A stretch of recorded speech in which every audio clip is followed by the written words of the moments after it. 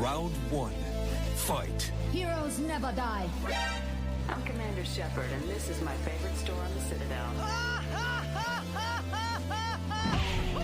I used to be an adventurer like you. Then I took an arrow in the knee. Power, sex, power. They both come down to one thing. Hungry gamers.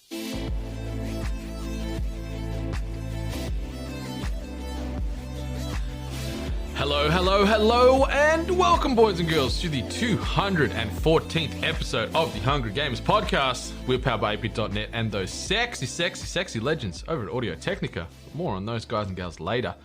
I'm your extremely humble host, Brendan White. You can find me just about everywhere at Brendan8bit.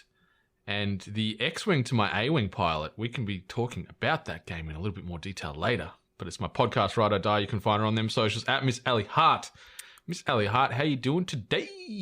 I'm doing well. How about yourself? I'm doing pretty good. It's been a week. It's been a very long week, a very tumultuous week for many reasons. In the work IRL life, I reckon I probably did about a 60-hour work week this week, just on a big sort of tender that was going on. So I've been burning a lot of that midnight oil. Outside of that, sadly no midnight oil related dances during that burning of said oil, but I'll try a bit of Garrett maybe over the weekend. Give it a bit of a crack.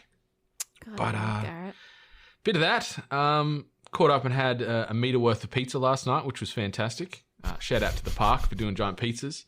But I've also been in mourning because my Xbox Series X pre-order has not been guaranteed for day one. Instead, it's been guaranteed before Christmas. So, JB Hi-Fi, stick that up, you yellow on black logoed ass. I'm not having that. I am dodgy, coming man. for you. They are dodgy. So for anyone in the AU market, no doubt, you've probably been seeing the socials with JB copping many a backlash due to them reneging and sort of not honouring gift cards for one, and they've pivoted back on that due to some backlash. But also the pre-order texts were going out, and apparently my pre-order that I placed at 8:09 a.m., 9 minutes after release, did not guarantee me an Xbox on day one. So I've got it somewhere between November 10 and December 25, but I'm not having that. I've planned my strategy. Yeah. I've taken that whole week of work off, mind you, so I'm off that whole week. So now I've got 2 days to kill in between an Xbox and a PlayStation 5 allegedly making it to me on release day. That's another story. But I'm going to get up early on November the 10th. And at my local sort of shopping mall, there's a JB, there's a Target, there's an EB Games, and there's a Big W.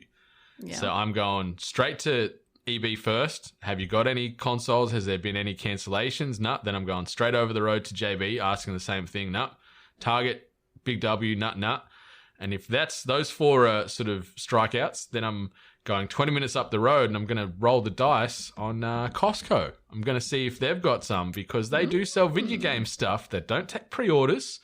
That could be my saving grace. And if that's how it plays out, I'm going to then also celebrate by buying an 18-inch pepperoni pizza and taking a pepperoni home and an Xbox and eating pizza and playing Xbox in the early hours of Tuesday morning. So that's my plan.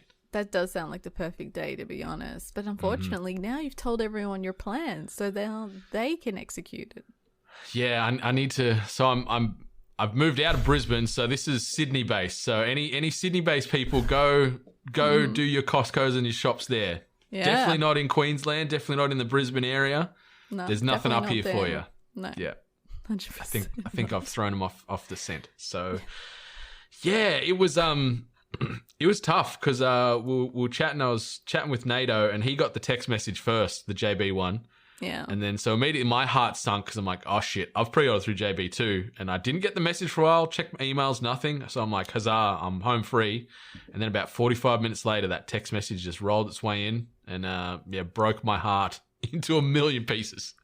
What's this that I heard about JB Hi-Fi also making it mandatory for people to pay for their pre-order, like, completely within, like, what, 5 days was it? 5 days, yeah. 5 days. Now that's bullshit. That's some real bullshit. I understand why they're doing it, but to me, to me, like, it's a whole mess anyway, and it seems like they haven't handled it well, and they've been doing a lot of dodgy stuff. But to say, okay, $50 for a pre-order, and then saying like, okay, you have to pay for the whole thing in 5 days, or else I think you didn't lose your pre-order, you just went to the end of the queue essentially. Yeah, where I'm hanging out, so you might see me back there. So yeah, it sucks. Yeah, it's bad really business. sucky. Like, I know business ultimately they're there to make money, so they want to maximize and guarantee as much day one profit as they can. But yeah, 5-day turnaround, and this is after like 3 weeks of radio silence from when you pre-ordered initially. Then you got the text and it's like, "Yo, Sonny Jim, you got 5 days to pay the remaining $650 for your console, or yeah, back of the line, bub." So yeah, it's been very tumultuous, the whole pre-order situation with these consoles. Not only here, like you encountered a lot of gripes and headaches abroad as well. It's just the way we live in. We Fingers have no crossed. idea. Fingers crossed you hear good news soon.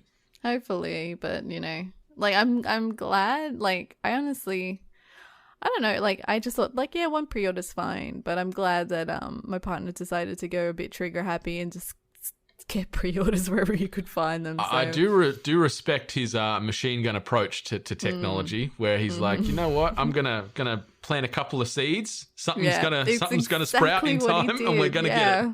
Yeah, so I'm a little bit too like positive in the sense of like yeah, if we don't get one, we don't get one. But then I didn't really think, what if we don't get both? Yeah, or what if you get them all? Well, I guess you just sell them. I guess I could sell them. Yeah, you're not going to go backwards, that's for sure. Yeah, definitely.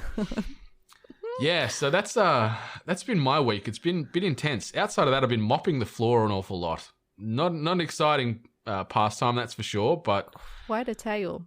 Yeah, I've got like, what do you mean a lot? Like daily? Just about. Is like, it the pups? It's the pups. Yeah, I love them, but my goodness gracious, it's because my whole house outside of the bathrooms is giant white polished tiles. So every speck of dirt, every dog hair, anything that's not polished white stands out like dog balls. Funnily enough, we don't have any dog balls in the house anymore. But yeah, it's insane. Like, I'll mop the floor. Like yesterday, I mopped the whole floor. Bought a new mop. Bought this fancy old, like, it's old school Velita like hand mop, but it's got this crazy ringer. And push the pedal and it's like and drains all the water out. Like, it felt pretty cool doing this as you could with mopping, I guess. But mopped the whole house. Was looking great. I filled up the doggo's water, moved it out of the main traffic zone, like put it out of the way near the door, because I usually sort of coming in and it was right near the dog door.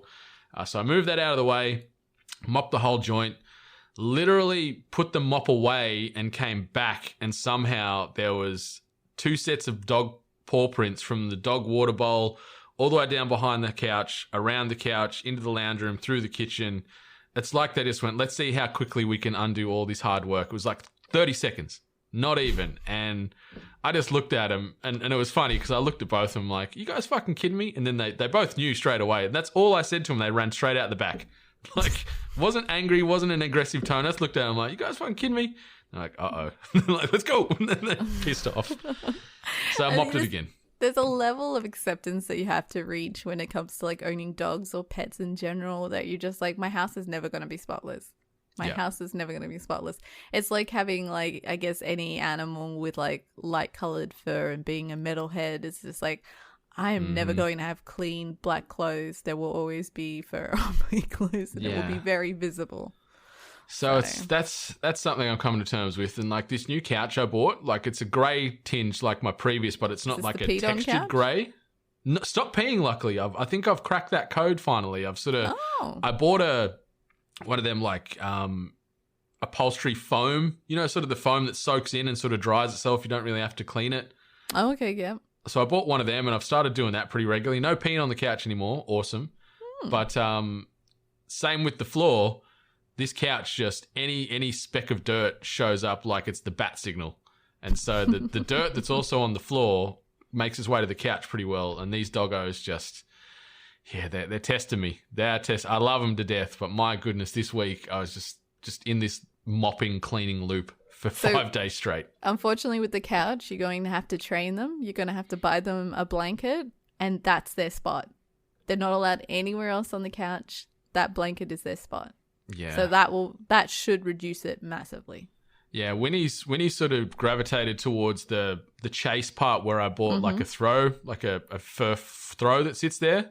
So he lies on that, which is okay. But Bentley's just like, he's got this thing where he'll grab any toy or any treat and just like parade around like he's the conductor of a marching band. And he's just like, what's going on? He's running across the couch, then he's running around there, and then he like runs along like the headrest part of the couch, and he props it up and he sort of sits behind that, and then he jumps on my shoulders and like puts it right beside my ear and my head, and he's like, look, Dad, look at this, da, da, da, da. And then he'll run and annoy his brother. And so there's just paw prints all the way over the couch all the time, because he just likes to show off and see how good a boy he is and show off that to everybody. But don't want to sound like Caesar, but you're gonna have to set some boundaries. I know. You're gonna have to be the pack leader. I know. I am to a degree, but I think because I've just been pretty chill with the couch, they don't really know too much difference. So I need to start cracking down. But yeah, that's got no more nuts to take. So yeah, they're out of nuts. Maybe it's teeth next. Who knows? But yeah, it's that's my dog Mop story. But outside of that, all I've been playing is Star Wars Squadrons. I've noticed. I am all about this game. My goodness, I thought I'd enjoy it when we bought it, but we got copies. So shout out to EA for that. So appreciate you coming to the party and throwing us some gear our way. I did buy a copy myself though on Steam afterwards, because I've moved to PC. I was playing on Xbox to start with. But the Star Wars Squadrons bug has bit me. I've played probably, I reckon, minimum 10 hours, maybe to 15 hours this week of Squadrons in between work. I'd believe that. Yeah, I'm feeling it. And don't want to toot my own horn, but since I moved over to the PC, I am really good at this game. Are you using mouse and keyboard, or are you still I'm using controller still. Yeah. So I'm on the Xbox Elite controller, but I am slapping ass on this game more often than not. So feeling really good. Really simple. Like, for anyone that doesn't know, it's just a space combat game set in the Star Wars universe. It's set after Return of the Jedi, and there's a single player mode, which I've barely touched. I've just done the prologue to be able to play the multiplayer.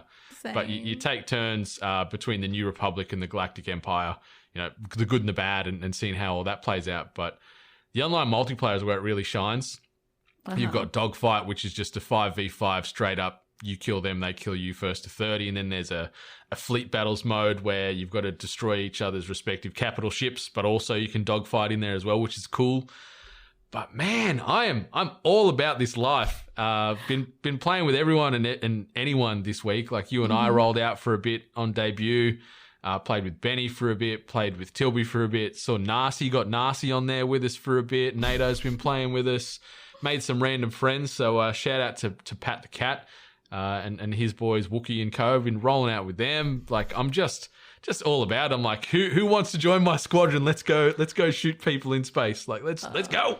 No, my favorite thing so far is, I can't remember which one of your characters it is, but your Bogan Aussie character is my favorite thing playing this game. Like, I do enjoy that, like, there's a lot of shit talking between your characters, like, just like little snippets of dialogue. Like, there was a lot of times when we were playing and my character was just saying some really cocky shit, and I'm just like, bitch, you need to shut up. We are not doing well. Like, you need to tone it down because we are not that good. But then there'd be times where I'd hear your character be like, oh, saved ya. Or like it was like it's a really bogan Aussie accent, and it's just so like left field. You're not expecting it in a Star Wars universe, and it just makes me crack up laughing every time I hear your character talk. So she made her way to my PC version as well. So she's glad she's part of the Galactic Empire. So she's on the bad side if you want to separate it in that way. So yeah, she's a blonde haired female from Australia, bogan as hell, but the accent is phenomenal. So yeah, she's in there. I like the customization options in the game. Like, you've got you don't have a huge amount of options for most things, but you can customize obviously the head, the face, the body type, your pilot costume, your voice. So you've got like cocky, you've got rookie, you've got like captain and a few others. And with that, the tone and their general expressions change. You can do some like emotes and stuff in the lobby where you can see all your pilots that you go into battle with. That took me too long to figure out, by the way. You were sitting there waving, telling me yes and no. I'm like, how are you doing this? Old lady. Old lady. Buttons? You hold in Y on the controller if you're playing that way, but on the keyboard mouse, go fish. I have no idea. No idea. And then you've got your ships. You've got 4 starfighter classes. So you've got your all-rounder, which is your TIE fighter or your X-Wing. And then it changes from there. You've got your interceptor class, your bomber class, and then your support class. And then with that, you can customize not only your ship's loadouts, so what kind of primary weapons you've got, missiles, you can have like a little repair bot on there. So if you're taking damage, you can repair on the fly. How your spacecraft flies, so your engine, if you've got more maneuverability, more acceleration, so on and so forth. Then like you can have cloaking abilities and stuff.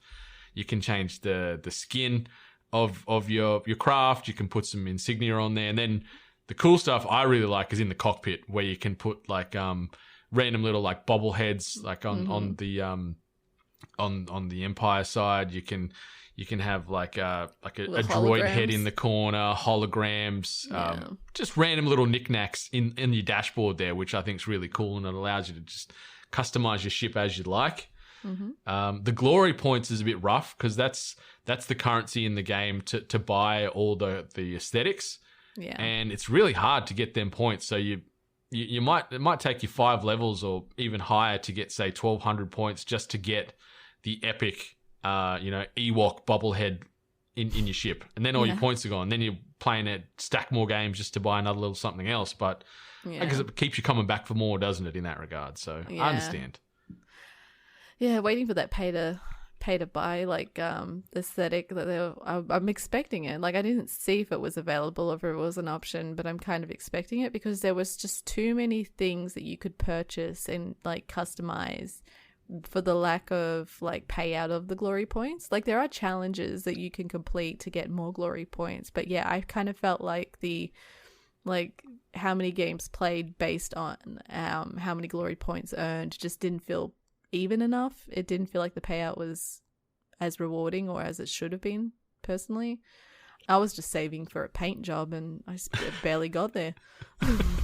It's because it's kind of it contrasts in a way, doesn't it? Like your glory points, they're few and far between, but like your skill customization points for your weapons and your engines and stuff, you get millions, well not millions, but you get more than enough of those chucked to you every time you level up. So I've got so many of them in the bank now because I've sort of settled on the spaceship I like to roll and the loadout that I like. So I'm not using them anymore. So they're just banking. Yeah. But I'm getting bugger all glory points. So maybe they could look at balancing that a little bit more. Possibly. Yeah. Like I definitely don't feel like there's a payout coming. But like I think do you earn points when you do the story as well? I'm trying to think. Yeah, you can unlock certain skins and stuff by playing the story. So that could be pilot suits or color sort of paint jobs for your ships and stuff like that. So there is some stuff that heavily incentivizes you to play through the campaign. So I'll do that eventually, but the multiplayer is where it's at. Exactly. Like done the required steps of story, and then as soon as we jumped into multiplayer, it's just been purely just multiplayer because that is like a lot of fun. I feel like the rounds go for a good amount of time, and then like the ending of rounds and then going into the next game is relatively paced pretty well. But I've got to say, like I did run into issues with the game in the sense of like trying to share it. Like you would usually expect to have maybe multiple profiles or at least save files, but it seems like they don't offer that option. They do make it so you can access previous stories, like little chapters of the story, but unfortunately you don't get the video sequence. It will just get you right into the mission. So say like I'm trying to do here where both me and my partner are playing the game. If he plays like chapters in the story and then I go to click on to play them and experience them myself, I don't get the video. I don't get the movie. You just get the mission. I just get the mission. So I gotta connect the dots. But like apart from that, like the game's been great. I'm actually pleasantly surprised. I did experience some level of motion sickness. Yes, I'm aware I'm an old lady. I'm trying to figure out why I experienced. I actually had a lot of people reply to my tweet saying that they're usually susceptible to motion sickness, but they didn't get it with this game. I did get, like, I felt like I got kind of accustomed to it. Poor Brennan had to hear about me getting, like, how sweaty I was with, like, not as in how, like, keen in gaming I was, like, legit sweaty, because I was getting, like, mild motion sickness. But it could be maybe the screen that I'm using. It could be maybe like the depth of field. Like maybe it's a bit off. Maybe I need to change that. So, but like in the end, I still had fun. I did get a bit spinny, but I will return to play the game. So it's a beautiful game. It's absolutely stunning. It is gorgeous. Some of the combat areas where you're doing these battles are phenomenal. Like we were talking when we were playing and just getting lost in just the aesthetic and just the area around you, and then you end up getting blown to hell. But like it's really pretty. And on the motion sickness front, like I started on the Xbox, so I was sitting a good distance away from the telly on the couch, but since moving over the PC, like I'm sitting, let's say, half a meter from the screen. Yeah, I did for the first couple of matches did feel a little bit of light queasiness at first, because it was a bit, I guess, a bit of an adjustment, because I'm on a big curved monitor right in my eyeballs, but I'm fine with it now. Yeah. But I find myself, and I don't know if you do the same with these games, when you're barrel rolling and stuff, I find myself sort of turning my head a little bit occasionally just to sort of balance myself out. Yeah. But like I try not to barrel roll, because that's what gets me like going like straight head first into like pilot debris. error. Yeah. Oh my God. And I love that. Just your name comes up, pilot error. Yep. I'm the dumbass that ran into a rock. That was me. Yeah. But Thanks, it's guys. so good. I'm gonna be playing this right up until I think the next sort of major game releases. I feel this has really, really sunk its hooks into me. Reviewing really well, like it's 81 on Metacritic. Everyone that's played it so far that's from our circle have really enjoyed it. Yeah. What do you think about value for money? $50, I think that's great. Like 50, like I like that it wasn't a full price AAA sort of tiered price point. So $50 Australian, even less obviously abroad and things like that. I think that's really respectable for what you can get out of it. And the biggest thing with this game too is that it's crossplay. So when we were playing the other day, I was on Xbox, you were on PC, Jono's on PlayStation 4, so we can all be playing together and all be in the same lobby. Obviously, chat's a different thing. We'd need to jump on Discord or something altogether to have our comms, or just game chat. You can do that. But the fact that you can play with friends on every platform is phenomenal. Yeah, and like we did not run into any issues whatsoever. No like stuttering, no lag, no dropouts, nothing. Like it was an absolute fluid experience when it came to like crossplay. So like it makes me have faith in the experience being able to move on to other games, and it kind of also makes me a little mad. It's like, why isn't this everywhere? Like, why can't we all get on board with this bullshit? But yeah, like first week of launch of this game, like the server seemed pretty stable. Didn't get any DCs, no dropouts. Bringing people in from these other platforms is really easy. You hit your social button or your social key on your keyboard, and you just, is it a Steam friend? Okay, send them an invite. Are they on EA? Nope, send them an invite. Is it on Xbox? Nope, PlayStation, whatever it is. And you just go through the tiers and just send your invites from there. It was really, really seamless. Yeah, no issues whatsoever. Like you said, the only one that you would probably run into is if you did have like, people from PC, Xbox and PlayStation and just requiring a chat. Yeah. But that's about it. Hell yeah. But no, I'm going to be playing more of this over the weekend. I can't wait to get out and about. So, we'll get a few more squad mates. Five-person squads. I hope they do open up maybe like a bigger map with like big teams. Because 5's good, but then I guess it's tough then too, because there's times where if your team's getting punished and you're the first one to spawn in and you're going back into the fight, it's easy for the enemy to see, there's just one lone shuttle there. Let's take him down.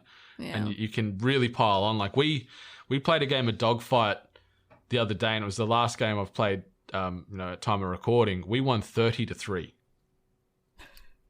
30-3. So sounds like it's our just first match though. You get that momentum going. Yeah, we did get slapped in the first couple of matches, but once you get that momentum going, it can be really hard to stop. Did we find out if it was like skill based matchmaking or level based matchmaking, or? I think like with the dogfight, I don't think ranks you, but with fleet battles, it ranks you. So you play a couple of games, then it shows how good or bad you are, and then it'll hopefully tier you with similar leveled players, similar ability leveled players. But dogfight, I think it's might be just best ping, best connection. Versa, we played back to back in dogfight the other day. There was 2 guys on this team we were playing, and they were just god tier. Like, they were so good. Like, so good. The those first are the game, ones they that are slapped us. probably like running around with like joysticks and whatnot, getting the whole peripheral. Yeah. And they had like the epic skin already, like the rusted like skins on all their ships and things like that. Like, it's really cool. But I like the interceptor class. That's where I've sort of nestled. So it's the more agile, does some good damage, but it doesn't have a huge amount of shield. So you can sort of nip in and out, like have a little burst, get out of there, go back in. So that's the TIE Interceptor and the A-Wing. That's where I've settled on. Yeah.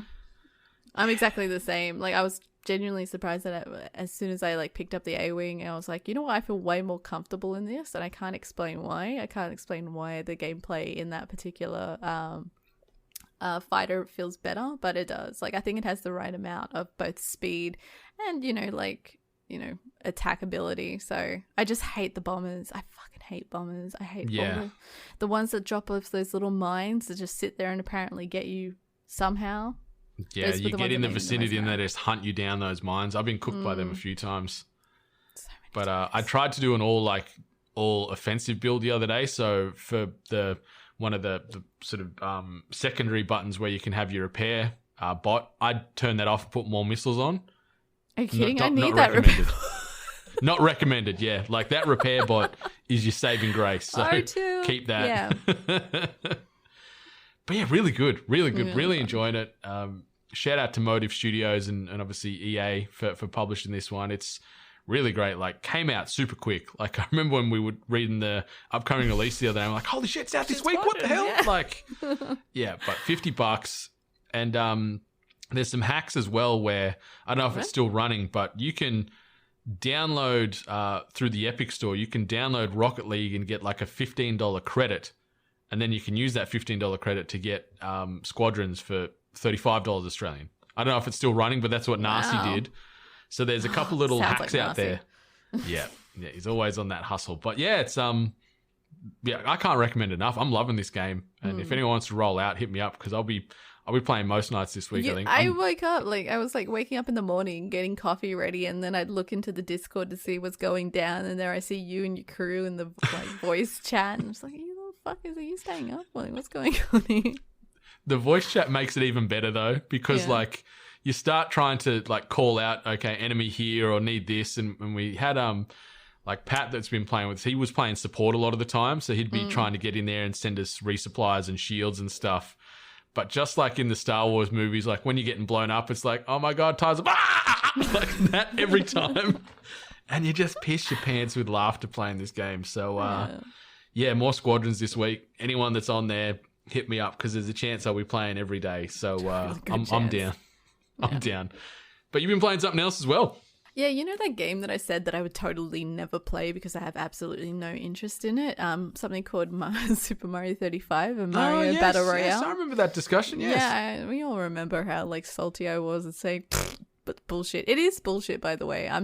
I say this because I'm terrible. Like, I'm really, really bad at Mario. And I kind of knew that I was bad at Mario, but I didn't realize I was this bad at Mario. Granted, so like when people said that it was like Tetris 99, it's to a T. Like, you load up a game, a bunch of other players load in, everyone's playing the map.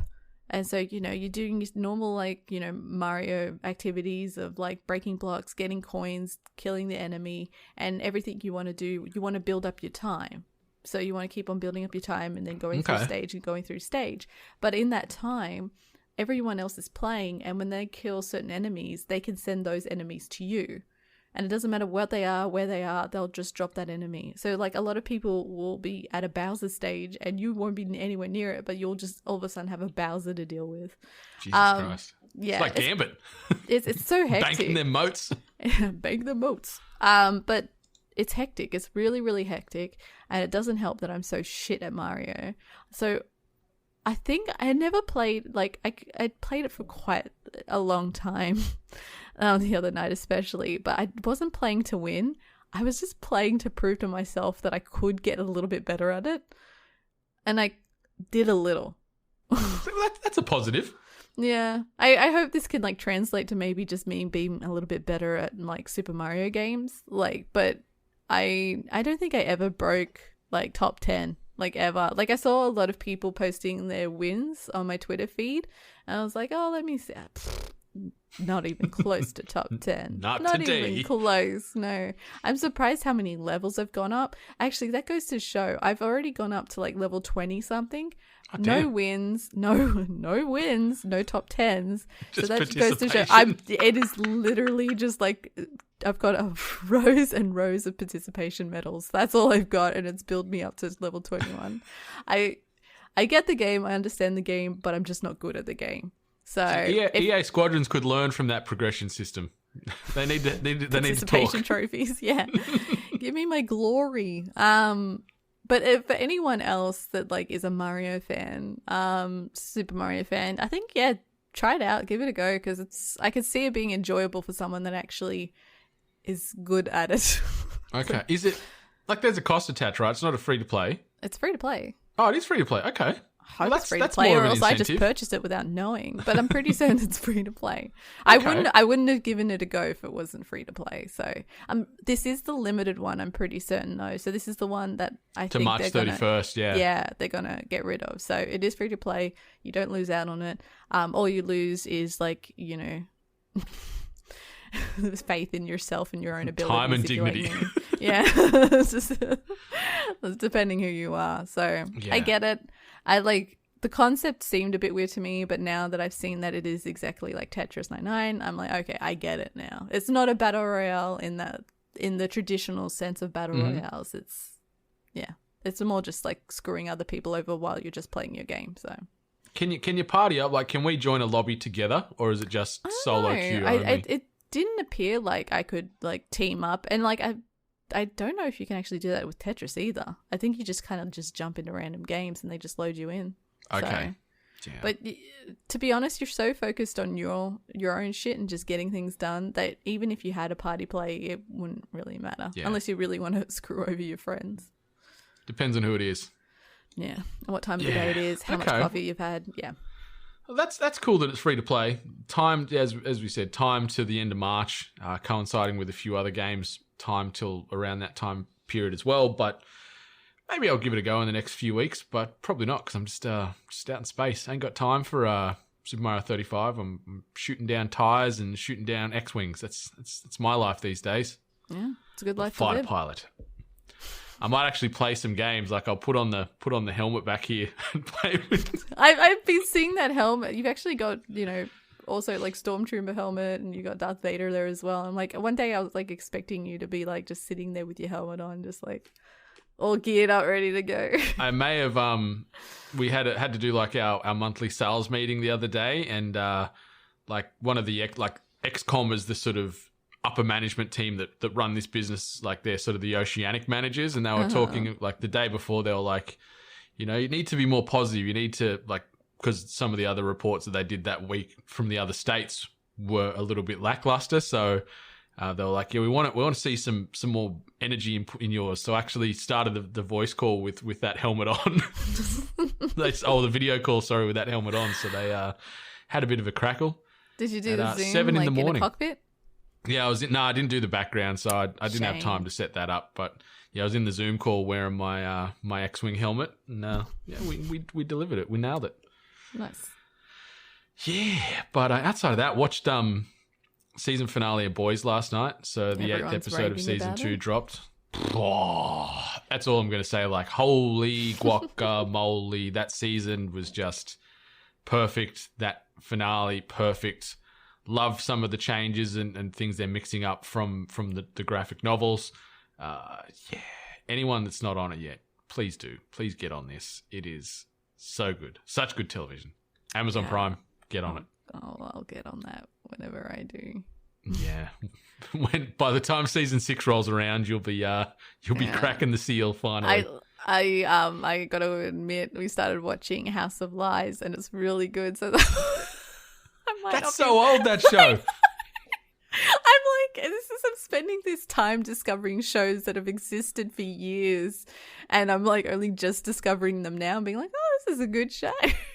I will admit, in the background during work and everything this week, I've had Schitt's Creek playing, and I haven't watched any of that until just now. So I've binged like 4 seasons in the background over the past week and a half. It's great too. It's won some awards, and people talk very highly of it. So I might really good comedy. Really good comedy. So check that out too. But when you're done checking that out, head on over to 8bit.net, 8bitnation.net, shop8bit.net if you want to get some sweet threads and other merchandise paraphernalia. And once you're done checking out our store, obviously audiotechnica.com or audiotechnica.com.au to get the best in audio-based equipment. We're talking headphones, microphones, gaming headsets, turntables. You know, you want in-ear, you want Bluetooth noise cancelling. It is all there. Japanese made, best quality in the market. Fantastic price point. We love the gear.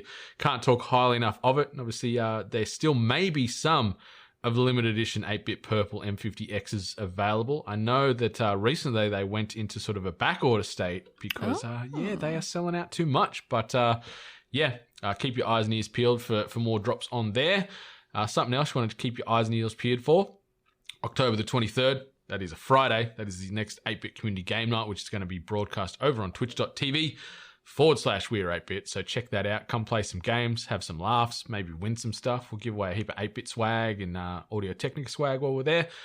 And lastly in the housekeeping, episode 10 of the Hungry Game Show drops this coming week over on patreon.com/weare8bit. And it sees my co-host from Hoop Dreams, Matt Tilby, tackle his beloved Nintendo 64 classic, Super Mario 64. So let's see how he fares, going way back to 1996 when he was probably 10 days old at the time when this game released. Just born. Straight out of the womb, straight onto that weird controller. 64 controller, yeah, why not? Yeah, but you know what? He had a good life because his parents worked hard and he had foxtails. So and he could watch the wrestling. And he watched the wrestling. Yep. And he knows many a wrestling intro. Very talented in that regard. But yeah, check that out. And also the latest episode of the 8-Bit Cast will be dropping on the RSS feed for everybody this week as well, which weaves nicely into that wrestling discussion where we're talking some 90s wrestling nostalgia.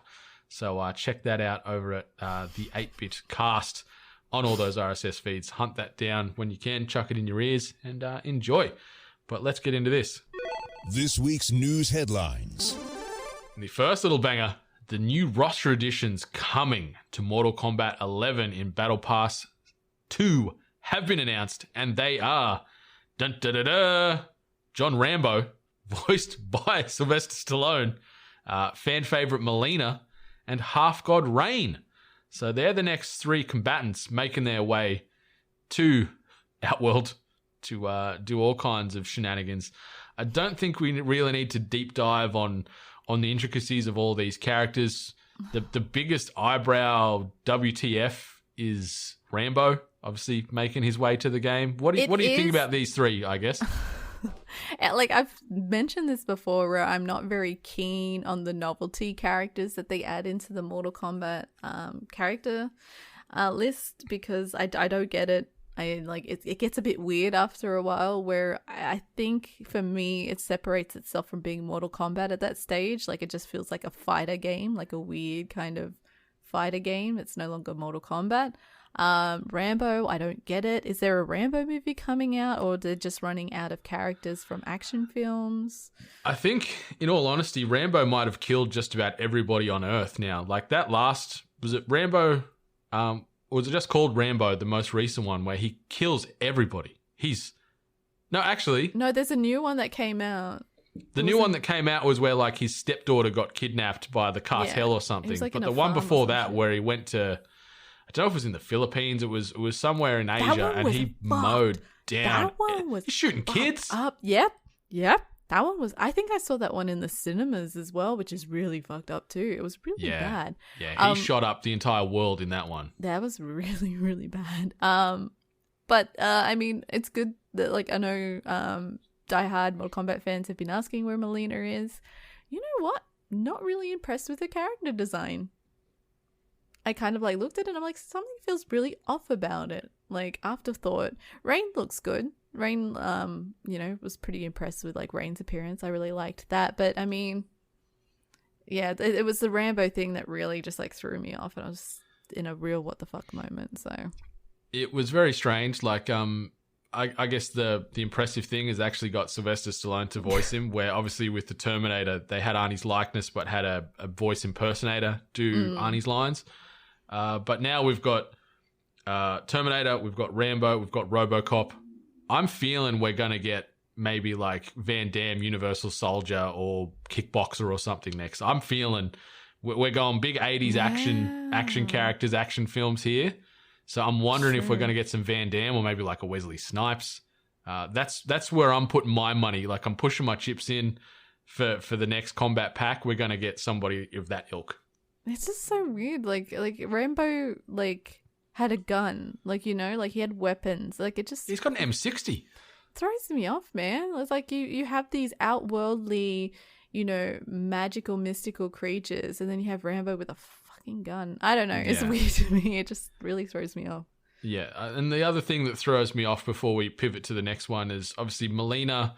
Spoilers: she got killed off in Mortal Kombat X. So, and then the internet and the fandom.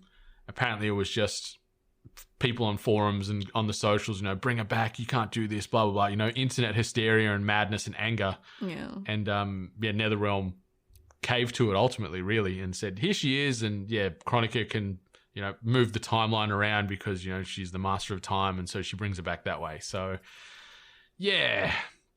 Righto. But, yeah, that's interesting. And another quick little banger, Young Horse's first-person adventure game, Bugsnax, which still has the internet in all kinds of excitement. Like, I'm not on that train. Like, I love snacks, and I love that there's burgers and all this kind of stuff, but I don't know. Maybe I don't want to get onto this hype train that everyone else is just, Bugsnax. Maybe I'm just trying to be the opposite of that. I want to be the resistance in this discussion. But, it's been confirmed that it's going to be day one launch for the PlayStation 5. So next month, November the 12th, you're going to be able to get Bugsnax on both PS4 and PS5, and then obviously via Epic Game Store for PC too. So that's was announced this week in a blog post, and they also broke down the 15-member voice cast. Probably the most notable member, Yuri Lowenthal, who we talked about just the other week, recently on Putting in Work, and voicing Spider-Man in the Insomniac 2018 title, is taking the lead there. But Bugsnax is going to be available at launch for PlayStation 5 and PlayStation 4 owners. Yeah, I've always been a bit baffled by this. A lot of people actually have said to me, this looks like your kind of game. And at first, like, when I saw the original trailer for it, I was pretty offended because it didn't look polished. Like, it really didn't look like a clean concept. But I'm getting, like, Viva Pinata vibes now from it. So I may try it just to see what it's all about. The voice cast is pretty damn impressive. We've got a lot of people from Persona in there and other franchises, gaming franchises that you've, recognizable voices. I've got to say, shout out to all the people who do voice work for the actual Bugsnax and having to just say like really weird, like Pokemon kind of phrasing. There's one that's called Scoopy Banoopy. And I adore him. It's a Sunday. So, it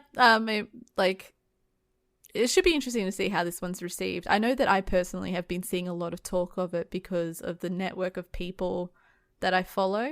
There is a strong focus in it. I mean, it had a really cute, catchy song. So, I mean, they've got all the right elements in there. So, let's see how it goes. I think it's going to sell units, like exactly what you just said, like due to the gaming personalities that are constantly propping it up. Like, you look no further than like the figureheads at Kinda Funny.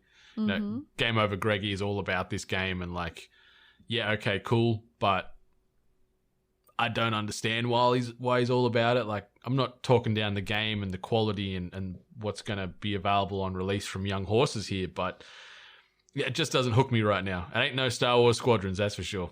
Yeah, it's definitely not that, but we'll see. Yeah, we will. Something that that did hook me for a while. Black Widow's grapple hook actually was the thing that was doing most of the hooking. But Avengers dips below 1,000 concurrent players on PC, causing matchmaking problems. So, Avengers is currently in limbo, with Crystal Dynamics seemingly pushing back a number of its roadmap objectives while simultaneously trying to fix what currently ails the game.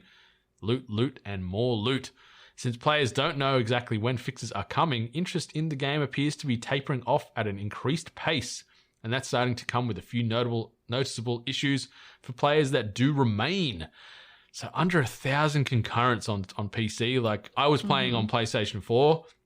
Haven't played this game in maybe 2 weeks as well. So, my appetite for this game has certainly subsided. You know, Jared and Jono are still probably playing this thing on the daily at the moment, getting on that grind. But it is a very similar loop. And, you know, that this article that Forbes had regarding this even then started to go on and reference similar issues to Anthem. So hopefully it doesn't follow that same type of path. Hopefully it can sort of divert and get back on track. But it makes me sad because I enjoyed this game. Not the greatest in the world, but I really enjoyed playing it, especially with friends. So hopefully they can sort out some of these issues and balance out some of the loot drops, and also maybe just expand on the missions you can do from the war table. But we'll see, because I want this game to survive. I want this to be a games as service, like and see success in year 2 and 3 and 4 and whatever, like a Destiny and Destiny 2 has. So that's my hope still. Yeah, well, I mean, they're still waiting to release was it Kate Bishop? Is it a DLC or just an engine general extension? Yeah, still no additional characters. You've still just got your 6. Like, you've got your base 6. And the Kate Bishop thing was additional story, right? It was a new story arc. So every one of these new characters they're rolling out is going to come with its own little story arc. I'm assuming it's going to follow similarly to what happens in the game itself with the 6 base characters, where you have sort of like 4 missions, I think you do, that flesh out the story. So you probably only get 4 little nuggets attached to Kate Bishop, attached to Spider-Man, so on and so forth. But it's still going to be something. But they need to get that out soon to get some interest back in this game, because people are falling off really quick. It's definitely not the time to be losing a concurrent base. Like, to be fair though, I guess a good chunk of people, like especially getting closer to November, there's going to be a lot of interest in major AAA games that are going to be released alongside the new consoles. So maybe it would be smarter for them just to push back on any kind of new content, like going to all that effort and then just to lose people kind of instantly. But, I mean, 1,000 players on Steam, reports of 30-minute matchmaking times. So it's not a positive experience. So I could see why there's a bit of a downfall on player base. Yeah, if I had to wait for 30 minutes, I'd be putting that controller down or that keyboard down. But you can still play all these missions just with an AI party. So you can still do the sort of Avengers Initiative stuff solo, but that then comes with some of the AI being a little lackluster at times. So like I got knocked in a mission once, and Captain America was literally 2 meters away from me. And when you get knocked down in a mission, one of your squad mates sort of comes and stands beside you in like this little revive circle, stands there for a few seconds, you get picked up. I got knocked, and he was 2 meters away from me, just standing there shooting at a turret a million miles away, and I died. Yeah. And then I restarted the mission. Similar situation happened again, got knocked, and the timer killed me again. So is it true? AI could use some enhancements. With this game, it obviously locks you in the sense that you can't have multiple of the same characters in the party. Correct. Is that true? Correct. So that's also a disadvantage. So yeah, and what goes with that too, like as I said, I haven't played it the last few weeks, but it's also saying they haven't done much patching. But there's certain areas in the game where you can only open them if you are a certain character. Like, you can do a heavy attack to smash a door, or there's a terminal where you can hack. So if you don't have a Widow or an Iron Man, you can't do the hack. And if you don't have a Kamala or a Thor or Iron Man, you can't smash the door. So say if you've got a couple of the other characters, you can get locked out of getting to certain like loot chests and things like that, or certain little random side missions that you can knock out in 2 seconds time. So some weird decisions there, but hopefully it picks up. And Yeah, they need to drop a couple of characters. If they brought in Kate Bishop and also this like the Spider-Man thing makes too much sense. We've got Miles Morales coming out in a month's time, PlayStation exclusive. We've got the enhanced edition of PlayStation 4. Why wouldn't you just double down on Spider-Man and go, and also he's available now, like obviously it's a PS4 exclusive /5 only for Spider-Man, but it'd get a little bit of hype back in this game again. Like the game's only been out a month or so, but to see these numbers, you need an injection of something. Yeah, I mean, like to reference Anthem, I feel like Anthem had a quicker downfall, didn't they? Yeah, it was dead after like an hour. It felt like, gosh. I know they're still retooling it and trying to press reset, and they'll have another crack at it. Yeah, and I hope it becomes what we initially were sold on way back in the day. But yeah, just this short attention span society that we live in now, where it's like, okay, that hotness is less hot. There's some connection issues. There's some weird gameplay loops. This mechanic's broken. I'm on to the next thing. On to the next thing. So hopefully it doesn't get left behind, because I enjoy it. And I think hopefully long term there's some real good potential there. Speaking of getting left behind, you're not happening so much with your PlayStation 4 library when you pick up your PlayStation 5, because they have detailed the backwards compatibility for the next-gen console. Obviously, next month, we've said a few times now, November 12th, PlayStation 5 hits the stores, or at least some stores for pre-orders. But they've confirmed that 99% of the 4,000 plus games available on PlayStation 4 will be playable on PlayStation 5. And this was outlined in a blog post on the PlayStation website this past week. 99%. So that at the moment, there's 10 games that are designated as incompatible. And the list of 10, no real heavy hitters on there, to be completely honest. Like there's a few VR games on there.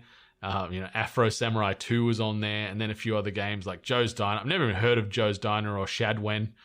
There's 10 games. I do apologize for anyone that maybe has these games in their collection and that are very upset that they're not going to be able to play it on their PlayStation 5. But outside of that, it's good to see PS5 having this kind of support and connectivity to the previous library, because that's something that in a lot of previous gens and whatnot, they've sort of just said, no, that's that, we're done, we're on to the next one. So it's nice that they've sort of opened that up to a degree to try and combat what the Xbox Series X and S is doing. Yeah. I mean, I definitely think that backwards compatibility should be a key feature in all new gen consoles. There is nothing but a disservice of them to completely cut off players by saying that, like, if you do not have the money to, build up your new library on your new console, then that's on you. And granted, like, a lot of people would say, well, then just keep your old console and play it on your own console. But, like, I mean, we're in an economic climate where some people have to trade in their console to maybe get the new one, So, like, it just seems like it's more gamer friendly to just have this backward compatibility available on your consoles. So I'm pretty impressed actually with them saying like 99%, and so far they've only found just 10 titles that don't. And like we kind of said, they're not, we're not seeing like the major AAAs or anything that would be immediately stand out where you would say, oh, that's bad that you can't play that kind of thing. So yeah, we haven't seen any of these games running on a PlayStation 5, and they haven't really come out and said they've been enhanced. Like, that's one of the big Xbox things, obviously, with backwards compatibility is they've got enhancements, graphical upgrades and things. So we don't know if it's just going to be a straight port or if there will be a little bit of fluff added. But yeah, as you said, it's still awesome to see that nearly 4,000 games are going to work on your PlayStation 5. So it's not going to shut out your old catalog and deem what you had useless. So good on Sony for that. Really good on Sony for that. The next one, Microsoft is bringing xCloud to iOS via the web. So Microsoft is working on a direct browser-based solution to bring xCloud to iOS early next year. Sources familiar with Microsoft's plans tell The Verge that the company has been developing a web version of xCloud to run on iOS and iPad iOS devices, alongside continuing its work on an app that hopes it will eventually run on Apple's platform. So obviously, the back end story of this is Apple sort of put the big red cross through xCloud's plans and didn't allow them access to have the app version on their store due to privacy questions and also controlling the data and whatever else. And, Apple is doing Apple things really. So Microsoft are trying to think out of the box and have sort of a browser-based streaming solution. The Xbox, sorry. Yeah. Sorry. Really missed out. Yeah. I think it's a clever way going through web-based, accessibility. I mean, you've got to find a way around it, and I appreciate that Microsoft just kind of went, okay, we'll find a solution to this. Is xCloud been available for Android users now for some time? Yes. Or? Yeah. For quite a while, yeah.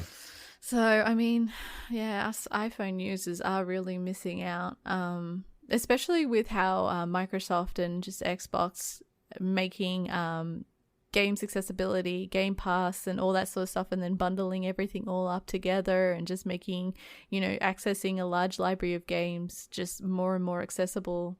It does seem like a missed opportunity for Apple iPhone people. So I'm glad that they're finding ways around, but I also like that they've kind of said, we're still trying to create an app. We're still trying. Yeah, like old Philly Spencer said during one of the Microsoft Teams meetings, like he said, we absolutely will end up on iOS. So, it's not like we'll see what happens or we're still working on it. Like Microsoft and the money and the focus they're putting on xCloud, it makes no sense for them to give up on the Apple service, because the vast majority of phone and tablet users are using the iPhone and the iPad. So you're losing a huge potential piece of market by just throwing your hands up and going, yep, well, stick it up your ass, Apple. Your T's and C's are too much. So I'm happy to see them still trying to work in with one another to make this happen.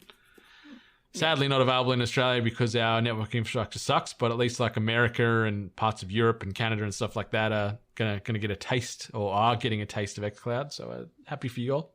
Yeah, it seems good from the people from like Android devices that have used it. A lot of people having like Xbox compatible designed controllers connecting to their like phones and whatever, and just carrying that with them. It looks pretty good. And I mean, our phones are getting to a stage now that the screen and like just like clarity of screen and everything like that, it's looking like, pretty solid gameplay. I don't know what kind of like, there would be specific games that you just could not play on a phone, right? iPad, yes, but like a tablet device. It's always just going to come down to what bandwidth you got available, really. Like the higher fidelity games are going to chew more data, so as long as you've got a healthy connection, and then also a healthy battery, like you're going to have your phone or your tablet preferably probably connected to mains power, because this thing's going to suck your battery life like there's no one's business. Like trying to stream 4K or even like 1440p or whatever max res you can get this service at, it's going to be real thirsty on that phone. Rough. Especially if you're playing audio through it too, which is going to drain even more. You've got a controller connected via Bluetooth, going to drain even more. So get a portable charger or some mains power at hand as well, just to be safe. All right, let's get into this. New releases and events. We've got a lot of games coming out this week. Two I wanted to highlight. Second Extinction comes out on PC on October 13/14. That was that game that was announced maybe around this time last year, where it was, or maybe it was just the start of this year, where it was sort of like Turok looking, where like these mutant dinosaurs are running around and you're in a squad of 4 and you've got to kill your way through and survive waves of dinosaurs. Remember that one? I think so. I think I do remember that one. Yeah, maybe it was the start of this year, but it's creeping onto PC on October 13th, so I'm going to try and get my hands on that. And then the other one I wanted to highlight is Mario Kart Live Home Circuit makes its way to the Nintendo Switch on October 16/17, depending on where you are in the world. So they're two I wanted to mention. Anything else on this list raise your eyebrow, or anything maybe else coming out in broader media this week that you wanted to touch on? Actually, I want to give a mention. Raji, an Ancient Epic, that one was mentioned, I believe, like it was either one of the indie events or one of maybe the wholesome events, but it was a really beautiful designed game, and it would normally not have my attention, but based on like the trailer that we saw and also some of the details behind the actual game, it looks like a really beautiful designed game. And I believe it's from a team that's in India, so there'll be a lot of like Indians like story and influence as well. So it looked like a really beautiful game.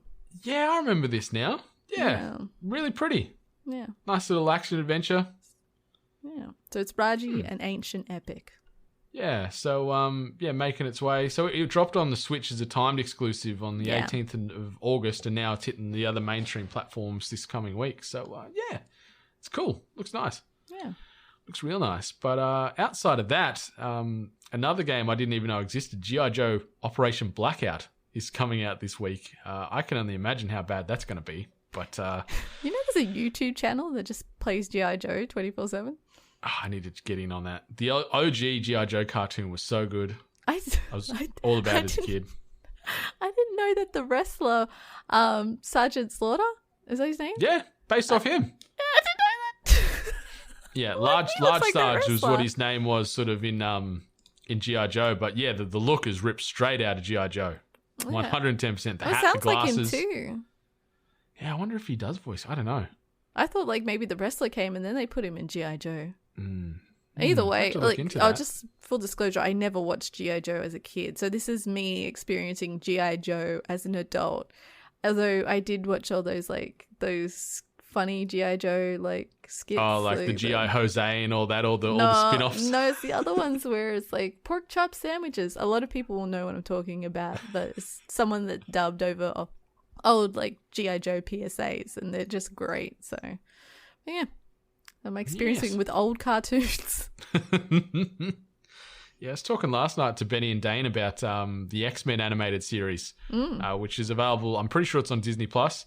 They're pitching strongly to try and get a 6th season done. So I've got my fingers crossed that they can go back and continue that, because it's still one of the best cartoons, and even mature cartoons, you could say, from the comic universe. I think it was so well done. Yeah, I can guarantee now 80% of our listeners have the theme song going through their head right now. Classic. Yeah, so good. All right, you know what else is good? Tweet of the week. And I grabbed this one from @SuckerPunchProd, which their title is currently Ghost of Tsushima, obviously. And this just ties into an upcoming release. So starting on October 16th with Ghost of Tsushima version 1.1, you can equip the Charm of Canine Recruitment in New Game Plus to pet dogs and turn them into allies. You can also pet the spirit dogs in Ghost of Tsushima Legends as well. Oh no! I thought you'd like this. But that means they're dead. Yeah. And one thing I was questioning about this too was petting these dogs or the foxes or whatever else, and then you turn them into allies. Does that mean they can die? Because they're gonna fight for you. Does that mean the Mongols can then kill these dogs? I mean, so it's like, ugh. I guess they're it's just nice to pat. I guess they're ghost dogs, so they just disperse. They don't die. They just sort of fade out. Yeah. But what about the real life doggos? Because you can pat and recruit real life doggos. So I'm wondering if they can be attacked and killed by the Mongols. If so, that's going to be a whole nother can of worms that we don't want to get involved in. No. Ali doesn't play games where you can kill dogs. Yeah. So, Ghost of Tsushima with patch 1.1. And that also comes with the 4-player co-op Ghost of Tsushima Legends. So that is also included in this patch 1.1. So you can jump on with 3 mates and go through little mini raids and challenges and what have you. So free for all owners of Ghost of Tsushima. So good on Sucker Punch for that. And I'm keen to actually try some Legends. I love this Charm of Canine Recruitment idea, but I'll just pat some dogs. I don't need to get them to fight for me. I'm a solo assassin. I don't want to get any animals hurt. Yeah, protect them. All right. And the last part of the pod. You've got mail. And I wanted to pose this question to you and also members of the 8-Bit Nation. And the question I've put together here, with this week's announcement of yet another Resident Evil big screen / small screen spin-off, I wanted to get a temperature check from you all about what's happening. So are you excited for the film reboot? What's your thoughts on the casting announcements to date? Where do you stand on this? Did you want to lead off, or do you want me to sort of go on my Resident Evil-based rant? How about I start off, because I actually don't have any horse in the race, as a lot of people found out. I don't play a lot of Resident Evil. I only really played the 4th one. wasn't bad. Which I is still actually great. really Still one of liked the it. better Resident Evil games. Yeah. So and then obviously playing, was it Resident Evil 2 is the one that I played, the remaster? Yeah, you did. Yeah, fucking hose. So No, sorry, you played Resident Evil 3. You played 3. Nemesis. Yeah. yeah. Okay, yeah, so that one. Either way. Hose. Am I right? But in regards to like the like movie TV franchise kind of thing, I mean, I've watched the original Resident Evil movies, which obviously don't really follow much of the game franchise. I don't mind the first 2 movies. They're not bad. But I guess I don't have the context of the game, so I didn't really have anything to base and be like, this isn't like the game. I was just like, this is gory. This is pretty cool. So I don't have that. In regards to now, like, you know, it seems to be a rehash of the like origins, so a lot of OG characters. I don't care. I guess if it was more the recent one, like the is it 7? 7, yeah. The one that one seemed pretty cool, pretty spooky. Like I like that they had the ghost hunters at the start, so they had that kind of connection. But yeah, just in general, don't really care. Yeah, breaking my heart here. Man. I first and foremost the original Resident Evil movies. The first one tried to do some stuff from the games and then just went weird and went, fuck it, let's just make an action series with Mila Jovovich and Why not? whatever else. You know, they are what they are. But they made 7 or 8 of them. Yeah. You know, they were making money. You know, they were money spinners, so you can't fault them for just going back to that same shit-filled well. But yeah, this movie, I'm excited for this because they've said this is obviously a reboot of that. Like they're trying to restart the film franchise again, and this is the origin story. So we're talking about what happened in 1998 in Raccoon City. So it's going to be probably focused around the mansion, but also mixing in what happened sort of leading up to that with Resident Evil 2 as well, because we've got not only your Chris and your Jill and whatnot, but you're also got Leon and Claire Redfield and things like that. So you're merging the main characters from the first 2 games into this movie. The casting isn't too bad. Like they've cast K.S. Scodelario, who was in Maze Runner. She was in Skins, and she was also in Crawl, that alligator survival movie that came out last year. Hannah John Carmen, who was in Ant-Man and the Wasp, and she was also in what was that TV show? It was a sci-fi TV show about like bounty hunters. Anyway, it's a pretty good fun show. She plays Jill Valentine. Robbie Amell, who was recently in Upload, is playing as Chris Redfield. Tom Hopper, who obviously plays the big giant hybrid gorilla man from the Umbrella Academy. Yep. He plays as Albert Wesker.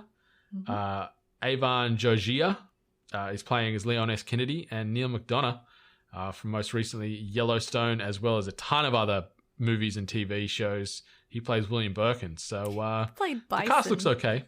What was that? That last actor who played Bison in the Street Fighter movie. It's so confusing. He's got blonde hair. Sorry.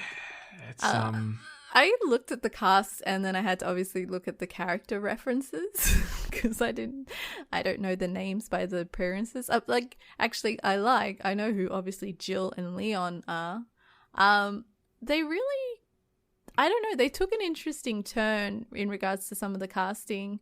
I would say maybe with Jill and Leon. Yeah, they've gone like the guy that's tapped to play Leon. He looks like he's sort of maybe got a bit of sort of Spanish blood in him, and same as Hannah John Carmen. Like Jill and Leon are typically just white vanilla Caucasians in the game, and they've sort of spun that around a little bit, which I like. But I can see some likeness in their faces still with what they're going to try and do with these characters. Because like a part of me just goes by my shitty like association of the game, whereas like if you put a bunch of characters in front of me and you said name the ones that are from Resident Evil, like even without playing, I know who Leon and Jill are based on their appearance. So for me, they're the most iconic characters. So I feel like those were the 2 that you would nail, like just like for likeness. But I mean, like in the same sense, like they've obviously gone down a really like, you know, creative direction. They found the best players to play the right characters, and I'm sure in this day and age everyone can make it work. So if the acting's there, then it doesn't really matter. I had to also look at who Albert Wesker was. Wesker is, yep. And then I see that he's this like tall, intimidating, you know, character. So I'm like, okay, I guess I understand why Tom Hopper is playing him as well. So yeah, he's been like one of the main constant big bads through all of Resident Evil, just about. So, and he was portrayed in the movies very poorly in the original movies, but I think Tom Hopper will fit that role pretty well because he's a very imposing figure. Like he's a big man. So he's a very big man. Tom's British. You said the character playing Jill is British. Yep. So, okay. I'm just wondering, like, are the characters going to be British or are they going to go American? Nah, I think they'll go American.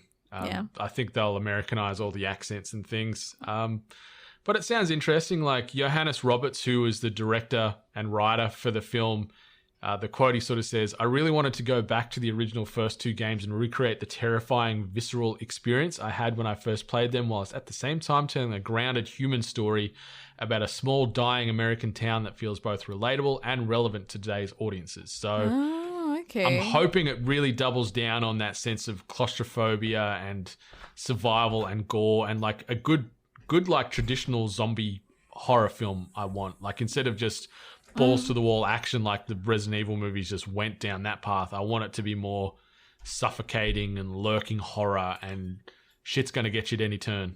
Yeah, I don't know. Like I just the zombie just this zombie kind of like franchise in general doesn't really irk me too much. It's usually more of a grossness than a fear. Like I don't find it scary.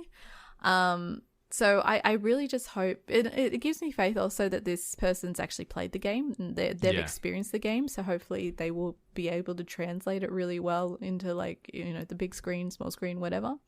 But yeah, I want it to be a horror. I want it to be like a scary thriller horror thing. I don't want like you said, like an action shots or anything like that, but I don't want Walking Dead, you know, like. Yeah. I don't want like Paul W.S. Anderson, who did all the original films. I bet he's probably played collectively 10 minutes of the games, you know, like judging by what made it to the screen, like it's so far removed from the games itself. So if we can get some really tense horror, like let's go back to, you know, George Romero's zombie films and stuff like that. Let's like play with some of those types of like high stakes situations and whatnot. And you shouldn't all have infinite ammunition and guns and just be able to mow everything down. Like it should be a real tense survival film with horror and gore and yeah, just I'm hoping it's done right. And like reading some of the transcripts from Johannes Roberts and things like that, it sounds like it's gonna be very true to those first two games. Yeah, I hope. But like on the back of that, obviously we've got the Resident Evil Netflix series, which is in development, focusing on Wesker's children, which is still occurring. They've also just announced Resident Evil Infinite Darkness, which is another CGI animated film in the Resident Evil universe coming to Netflix as well. And then obviously we've got this. So the world is certainly horny for some more Resident Evil, and I most certainly am. But I just hope it's done right. And apparently this movie is going to be out next year. So doubtful. Yeah, very doubtful. Like they've just like unless they've been sort of filming on the quiet for a little while, I don't know how they're going to get this movie shot, edited, you know, all the necessary work done in post and have it out next year, especially with COVID and everything else. So yeah, I'd be excited if it was, but yeah, I mean, maybe 2021. Like I said, I don't have an invested interest in Resident Evil. Let's just hope it just turns out to be a really cool, scary, you know, movie or whatever, and it makes me a new fan. It makes me appreciate the games and maybe actually go back to them. It's just a shame that the one game that I really enjoyed, they're probably never going to really, you know, unless this one does well. Maybe. Like, if it does well, no doubt they want to do this to spawn another, like, series of movies after that. So they could then look at trying to do 3 next and then 4, because 4 is a great story. And it's so different to what you experienced in the first 3 Resident Evil games, like the Ouroboros plague and being in this rando location in Europe and the gameplay is so different, and the characters and the enemies, and so you could mix that up a little bit with future films, which I think will probably happen, because if it's anything like the hunger that came off the back of those shitty Paul W.S. Anderson movies, people will flock to see these movies. So I hope that's the case, touch wood. Yeah, But, I can't wait. I'm excited. Yeah, I just realized like how this is really viewed from your standpoint. Like it's something that you love so much, and you've already witnessed it in your mind really go down the shitter and not stay faithful to the, original concept. But like it's succeeded. Like, if for whatever reason, if you liked it, at least you got like a whole bunch of, movies. But hopefully this time around they do right by you, they do right by the fans, and they get some new fans on board as well. So let's hope. Sadly, when you get to our age, Miss Hart, you get used to being disappointed. So I'm going into this with an open mind, a hopeful heart as well. But we'll see. I like the casting. I like what the director and the writer's saying. I like that they're just focusing on the first two games. And yeah, if we get some good traditional horror movie, gore, zombies, seeing some liquors and things like that, like, I can't wait. Like, if it's done well, this could be some real nightmare fuel shit. So yeah, that's what I want. Nightmare fuel. Yeah. So please don't break my heart again, Resident Evil media. But those animated films, if anyone hasn't watched them, like Resident Evil Degeneration and the other one that's name escapes me, hunt them down. They're really, really freaking good. So I can't wait for this other Resident Evil Infinite Darkness that drops, I think, next year as well, so on Netflix. So hunt them down if you haven't already, because that's good Resident Evil film right there. Even though it is CGI, it's still really, really, really well done.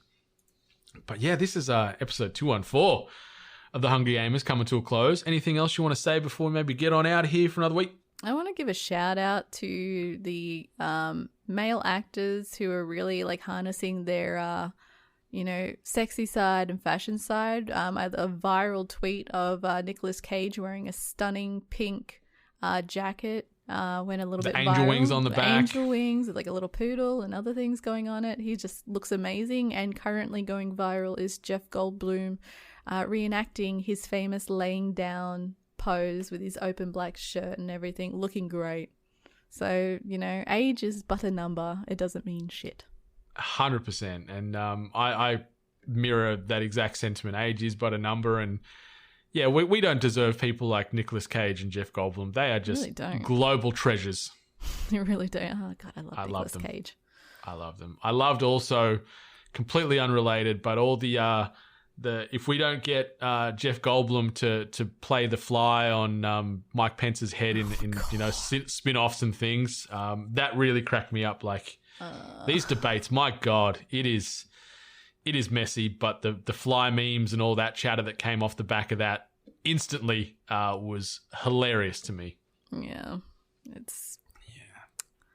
shit show. I can't even make jokes about it anymore. I'm sorry.